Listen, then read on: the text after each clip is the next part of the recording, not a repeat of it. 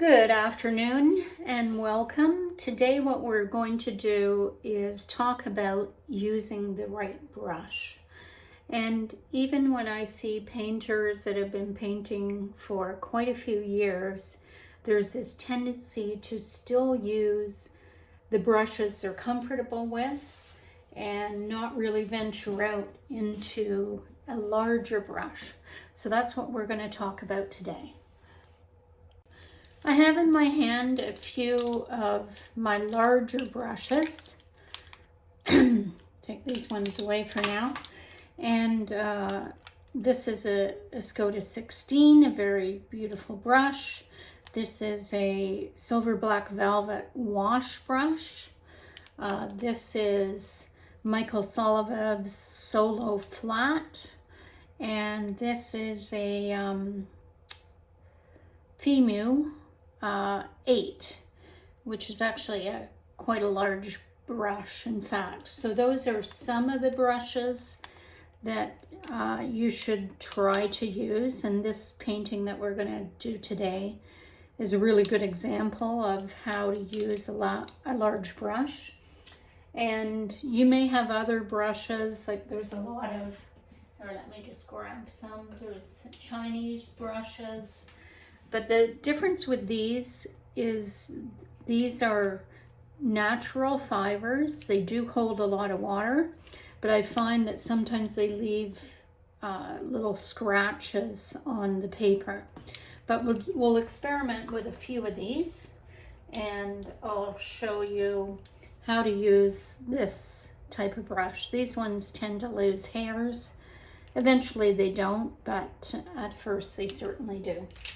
So the other trick with a large brush is mixing enough paint. So I use this type of well if I'm going to paint large. This is my normal palette for teaching and traveling.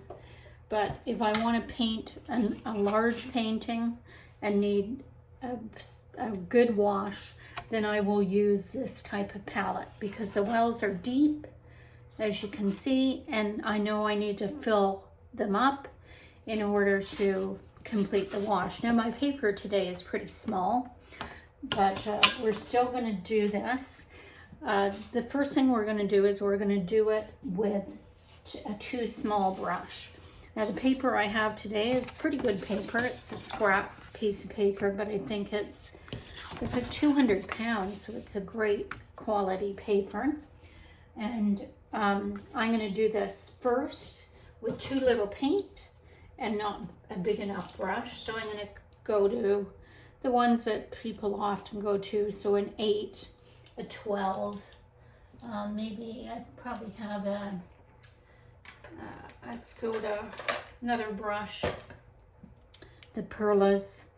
I think this one is probably like a 16 or 18. And this one here is another Femu. It's a natural brush again, probably sable, but those are the brushes we're going to use for the first exercise, and then we're going to use some brushes for the next exercise. Okay, so to mix my puddles of paint, I'm just going to make a few puddles on my palette here and start with some hands of yellow. And I made the puddle first because I want to make sure that I mix enough paint. So I spray my palette before I add the paint to it. And these are probably going to be pretty watery mixtures for this exercise. So that's how much yellow I've mixed, and then I'm going to mix some orange. I have a nice orange sienna here that's a lovely color, so I'm going to mix some of that. I might twist this way just so that I don't have it all running off. Okay, and you can see that. So that's my orange that I mixed. And then the next color that I need for this sunset is a nice red. I'm going to start with Quin Rose. So this is my lighter red that I'm going to use. And when I mix, I try to use an older brush. This is a beautiful brush. It's sable, but it's lost its point. And I find it's really great for mixing because it still holds a lot of pigment. And away we go. So that's my Quin Rose. And then I'm going to add in some Pyrrole. Let's do Pyrrole. My Pyrrole is a bit dirty. It has a bit of brown in it. But actually it's not too bad there. Okay, so just keep going. Have a good puddle of the Pyrrole. Oops, I went into the Quin accidentally, but that's okay. All right, so there's my puddle of Pyrrole. Notice how many times I'm going into the pigment to grab that. And then the last color I need is a real dark for the trees. So I can mix all of the colors I already used. So that I'll say the Pyrrole, because it's a nice dark color. Okay, I'm going to need, let's use neutral tint. Okay, neutral tint. Okay, I probably need some blue into there. We'll add some ultramarine. And the other tip is to spray down your palette before you're ready to paint. So the first time you go to sit down and paint, spray it. And then spray it again before you're ready to paint. So it wakes up the colors and you can get darker mixtures because of that. Okay, back to neutral tint. So this has to be a fairly thick mixture. So I'm trying to make sure that it's 70% pigment and just a bit of water, so 30% water. I'm going to add some burnt sienna. Right now it's pretty purple, but we can neutralize that as we go. Okay, maybe add some of this green. A bit more green over here. Oh, and I have jadeite. I can use jadeite.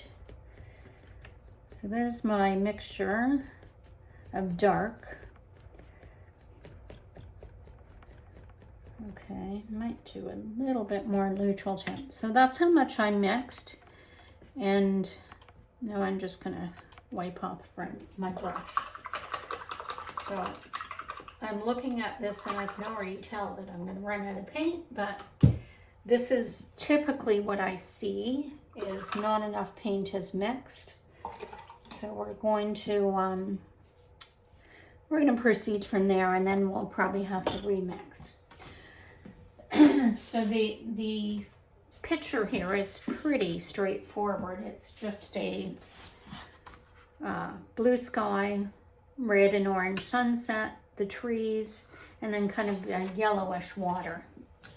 I'm not even going to worry about drawing anything for this, but I am going to make sure that I rinse off my mixing brush, put that aside, and then the brushes that I'm going to use to do this painting are, I guess this is a number 12, this is probably a 10.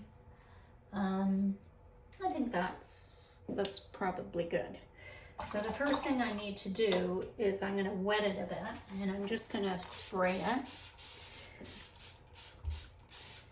Normally for something like this I would wet both sides, but we'll just spray it for today. I'm trying to do exactly what I do on one and do that in the other. I'm spraying more on the outside and less in the middle as well. Okay, so we're going to do the lightest first. This is the area on the water. Might have to pin this down a bit. Okay, so this is our water area. I'm starting with my yellow. Hopefully you can see that in the palette. I'm going to put a little bit of water just to kind of saturate this a bit. And that's my yellow, and in the water there's not too much color. There's some orange, and then you have to decide here if the water's going to be a third and the sky is going to be 2/3, or the other way around. I don't think it really matters, but don't go half and half. So now I'm done with my yellow. I'm going to move on to my orange. I didn't rinse my brush. So there's a bit of orange here, and I'm getting close to being up halfway, so I'm going to try to stop there. Okay, and just do this. Okay, and then I do want a tiny bit of that pink in there to show through. Rinsing off my brush, and now I'm going in with the pink. Okay, so I want to see a little bit of that pink in that. And just cleaning up the edges here. And then if I'm going to put my sun here, then what I would like to do is go like this. Do that again. Where's my cloth? Here it is. So I'm just wiping out an area for the sun, and you'll see it's not really wiping out that great because that paint has already soaked into the paper, so it's kind of hard to get that out. But okay, so now we start at the sky, and actually I forgot to mix my blue. Let's see, I don't really want to use phthalo. Okay, let's use ultramarine.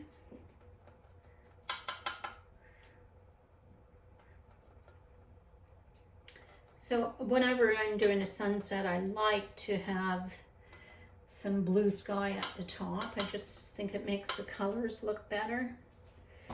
So I'm going to go in with my sky, my blue sky.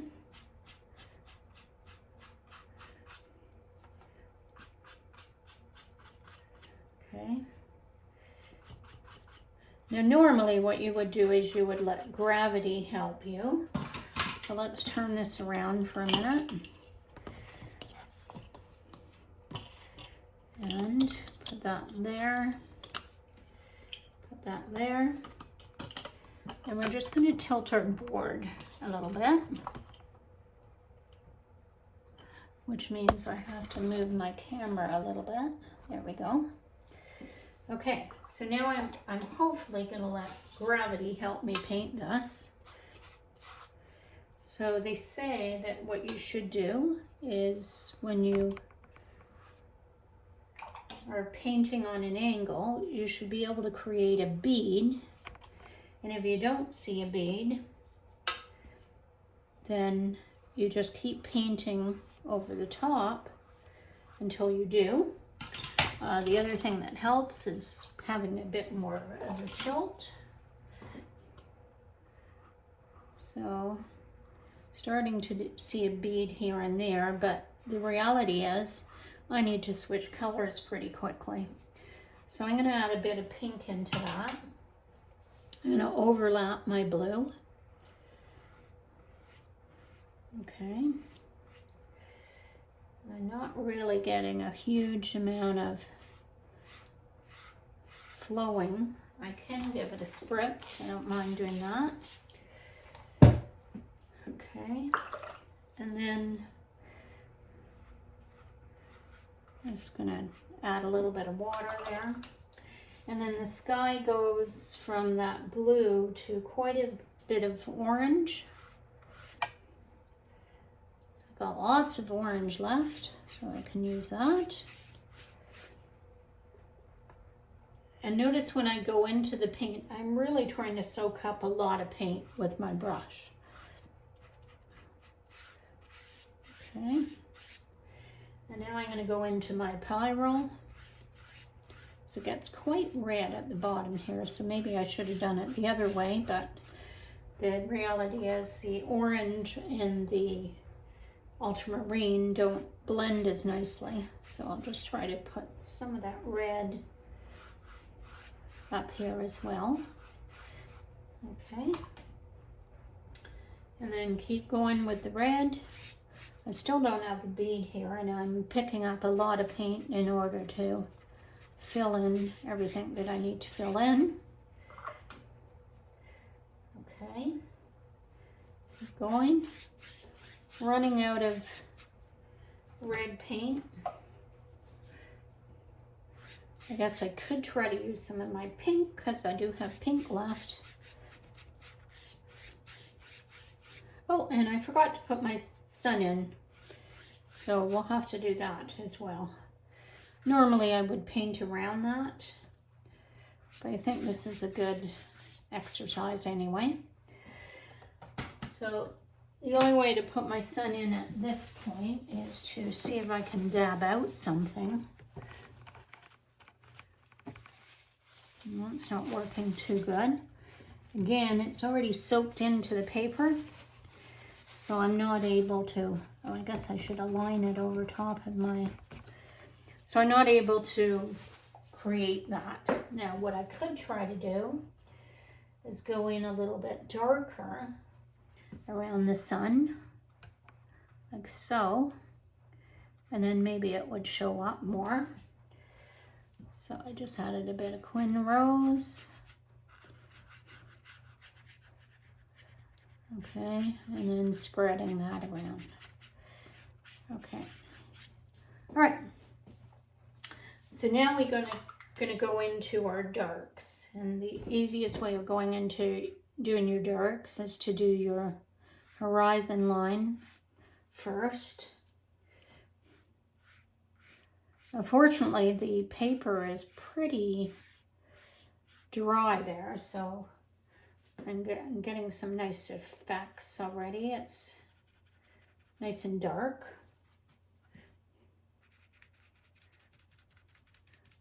And doing my trees, I'm just doing them abstractly. I'm not worrying about trying to create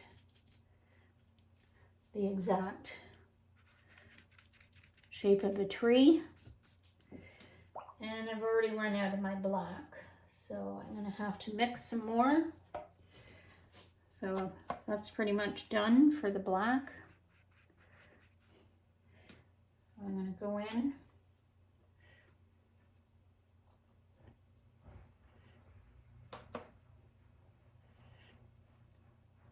Mix it again. I can mix it as I go, I guess. That's the other option.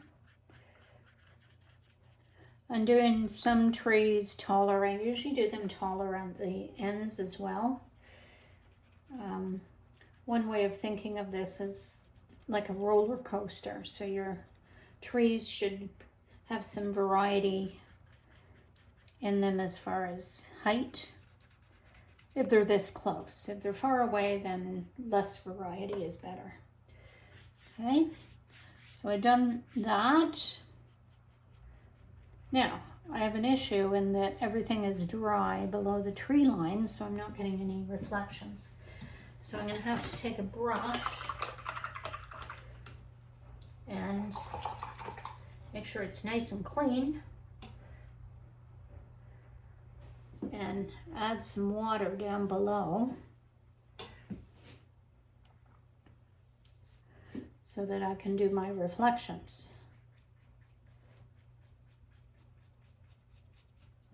Okay, maybe have taller, oops, I spilled some water there. Taller ones there. So these reflections are probably going to be lighter. So now I start extending this down. Ran out of paint again. So my black is getting very light. I'm just going to finish with what I've got here for a moment. Okay, and now we need to mix some more. Okay, add some of that pyro to it this time. So it helps it be nice and dark. Lots of ultramarine.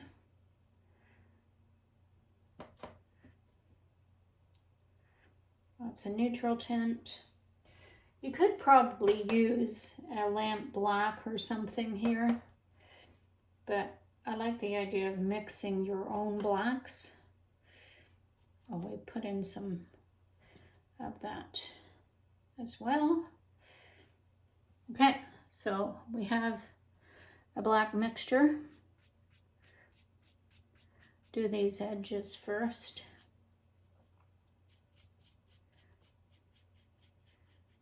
Oh, I don't see the reflections coming down nicely, so I'm just going to give it a spritz.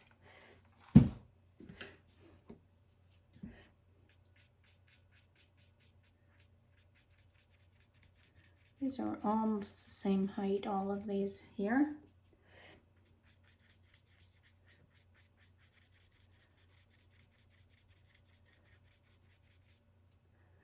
Okay.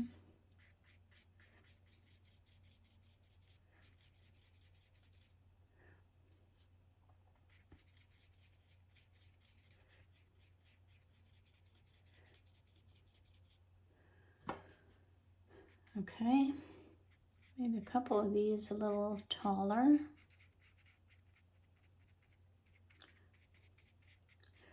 Okay, and we still don't really have any effects down the bottom. So let's give it another spritz. I'm gonna go a little bit closer this time. I think I missed a few spots.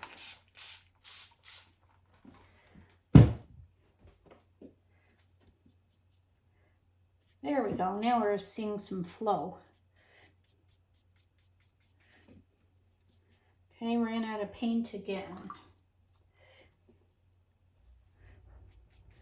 This time I'm just going right into the well. Okay, so I'm getting nice soft reflections there. I'm not really getting them here. So a little bit more spritz. And then finally, we just want to emphasize this horizon line.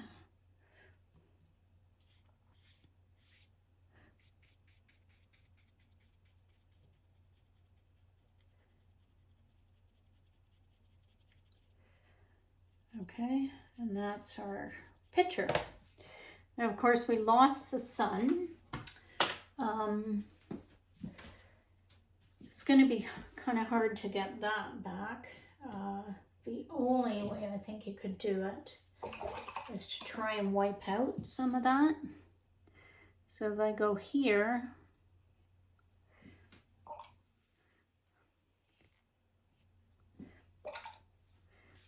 I have to put a fair amount of water in there. And the water is quite dirty at this point, so it's not really helping. But let's see, maybe it's my brush that's more dirty. Let's try that again. Wipe off your brush as you go. So it's not bad, but it's not great. Normally what you would try to do then is to try and make this a bit darker so that shows up. So I'm going to throw some color in around here. But now I'm re-wetting the bottom of the page. So that's kind of what I ended up with a small brush.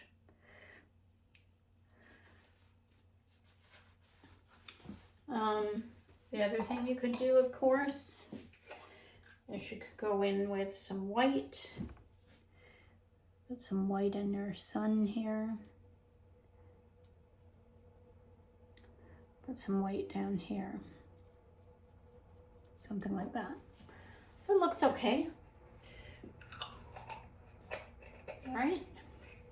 So that is a small brush demonstration, and I don't know how long it took. It looked like it took 21 minutes, including my talking and mixing. So let's try the exercise with a big brush. All right, so to mix with the big brush, I'm going to do the same thing I did before. I'm going to fill up my square with water.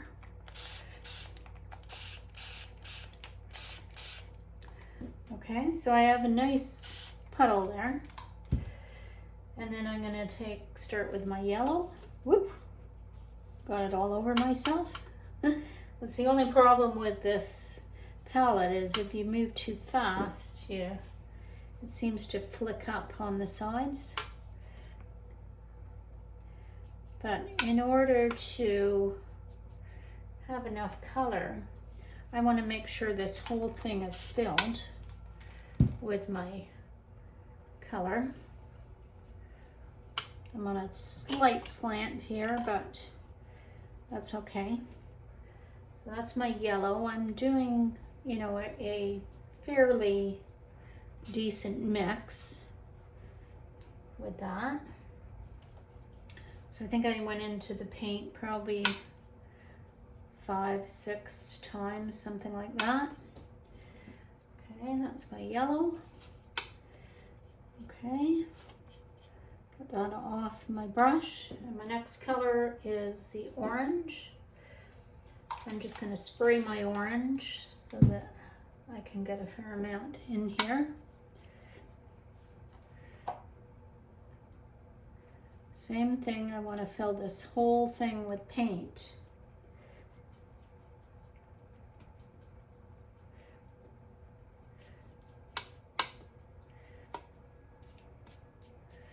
Make a tiny bit more water. I didn't use as much orange the last time, but okay. And the other thing you can do is you can test the consistency, and keep in mind that we are going to be painting fairly wet. So that's the color of my yellow. And then I needed Quin Rose. Same thing, I'm going to squirt a bit more water in here for the Quin Rose.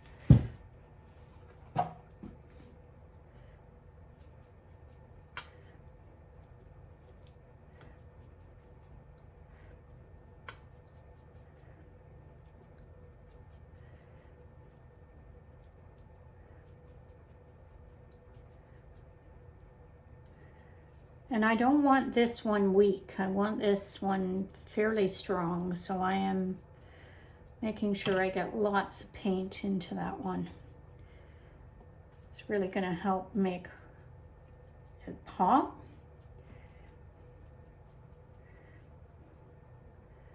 Okay, there we go. So that's the Quin Rose. And then our next color was the Pyro.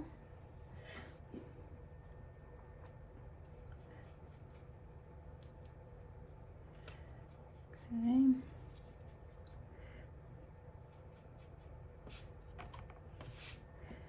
This again, I want a lot of paint. I want this to be pretty thick.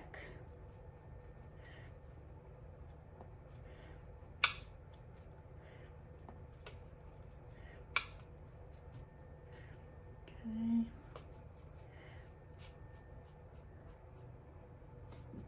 Not bad.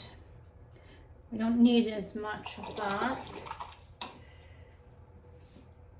We'll see how that pans out. And then,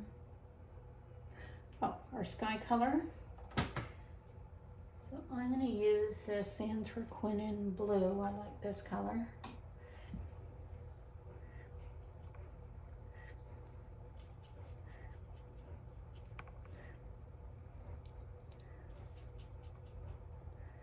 Again, we don't need a huge amount of this either.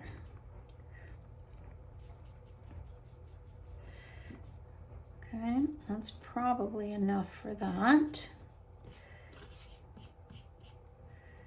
Okay, you can see the amount that is pooling here. I don't know if you can see that on the camera, but a fair amount is pooling up. And then this is our dark. So I don't want as much water, but I do need a good quantity of that. So I still have to bring the puddle in as much as I can until it's a thick butter-like mixture.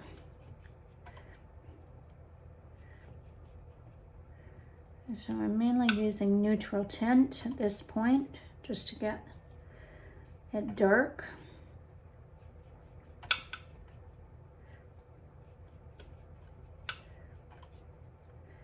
Notice I'm not going back into my water. I am just adding pigment.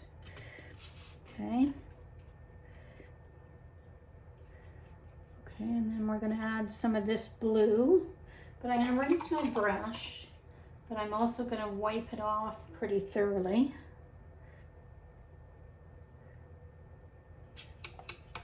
And I notice how thick that paint was when I added it. It automatically thickened it up quite a bit. Okay, and then same thing I'm going to do with the Pyrrole. Although it looks a little too wet, the Pyrrole has got a lot of water in it. So I'm just going to grab it from the top. Yeah, it's got too much water in it. Let's do some burnt sienna.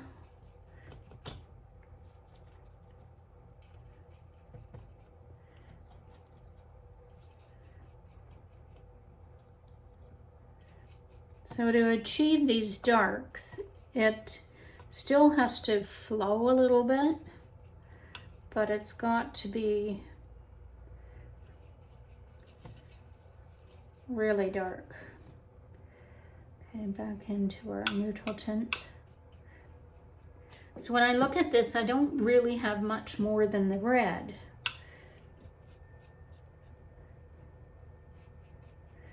So I may run out, so I'm just going to give it another squirt.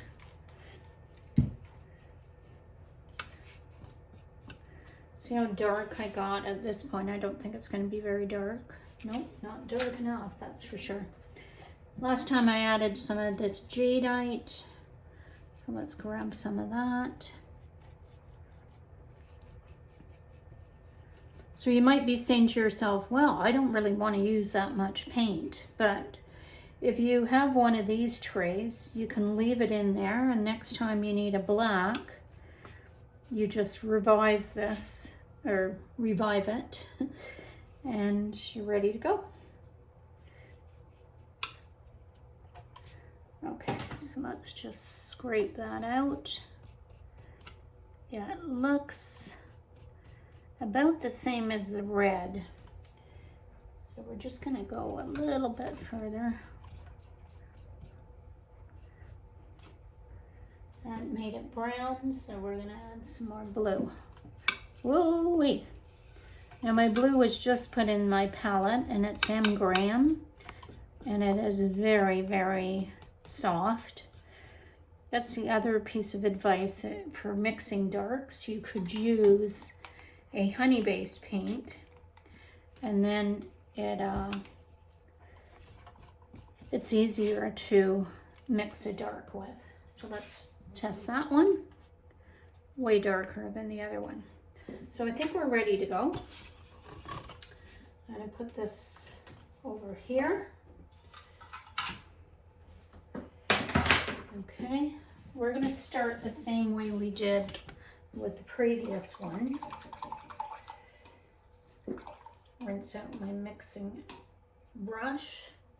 And now I have a choice of brushes that I can use. The other thing I like to do is reserve one of these for the yellow, reserve one of these for the, so that you're not dirtying a brush. So I'm going to do the yellow first, just like we did the last time. I'm going to wet the front of the paper. Now the last time we just sprayed it, right? So I better do the same thing that I did. Okay. But I got a big brush, so I can do that.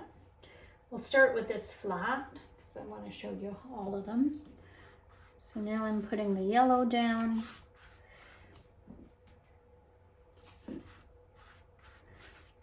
Okay, a little bit there. Now I'm going to put some orange down. Now the flat doesn't hold as much paint, so let's switch to the next one up. Let's use this Female. I love this brush. And when you dip your brush into the paint, got a hair in there, really dip it in. So see how it's taking up almost all of the orange there? Maybe we have some orange coming in from the sides. Okay, and then we said we wanted some red in there. I'm going to leave the orange on the brush. I'm going to put some Quin in here. Okay. I think that's far enough, and then we might want a tiny bit of this Pyro. Okay, now I need to scrape out where my sun is. I'm just going to use a flat brush, and I'm going to go this way. And I'm not getting it scraping out as nicely as the other one, so I probably should have painted around it.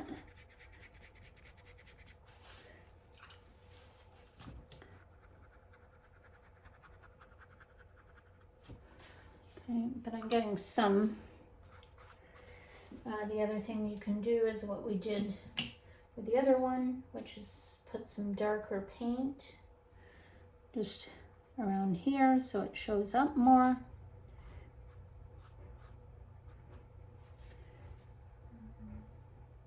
Scrape out again. So that might help it show up a little bit more.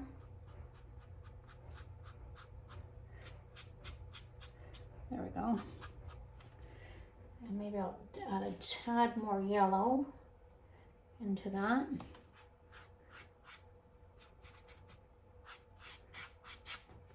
Okay, bit of water. Oops. Okay, more yellow. Something like that. So now I've got a nice division where that was. Okay, so there we go. Now we're going to do our sky. So I use a different brush this time. I'm going to use this Escoda 16. And what we might do is change the direction and just lay that in.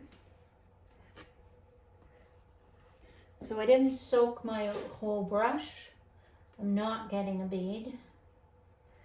Now I'm going to soak my whole brush and hopefully get a bead out of that. Oh, not quite. So then I'm going to go into the Quin Rose, overlap it. Okay, and I have to remember to go around my sun this time. Okay, and then we have some Pyro. Let's put our sun here. It's about right. So I'm going to go over top of that with the Pyro. And the nice thing about these big brushes is they have a good point on them. And then really soak my brush. Go around my sun, fix the shape a bit, looks a bit like a cat. There we go.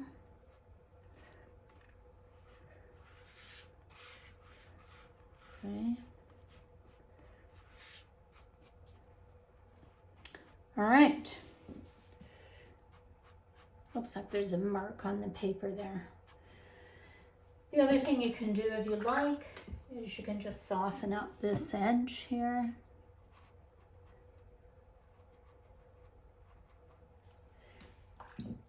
Have a paper towel handy.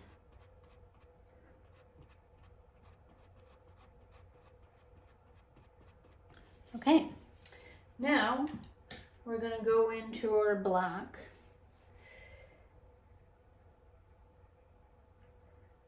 Okay, so I'm going to start by putting in my horizon line.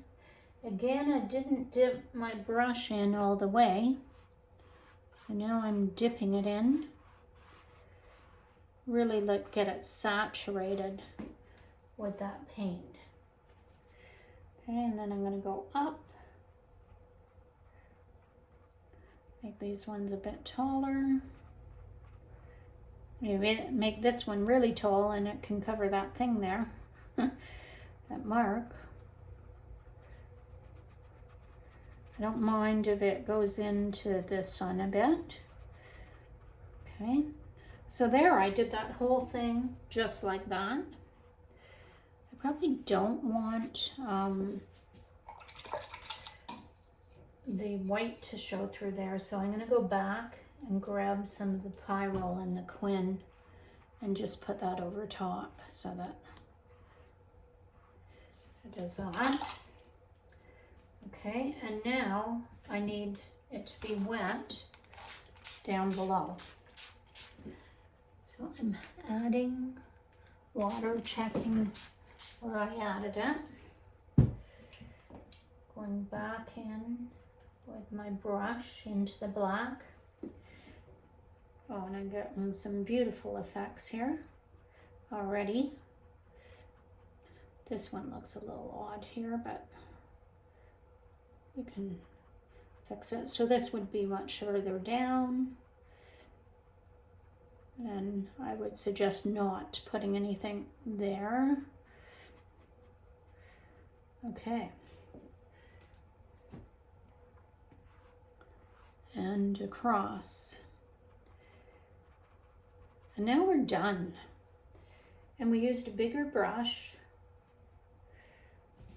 And it turned out quite a bit nicer than the other one because it's easier. Yes, we use more paint, but I know I'm just going to rinse my brush for a second so that I get a really well-defined horizon line here. So I'm just going to go here. And we're done. That's why you use a big brush. Nice smooth transitions compared to this one. Lots of color. Way better than the prior one, right? Oops, losing it. But there's one and there's the other. I'm trying to put them both in the camera. What a big difference.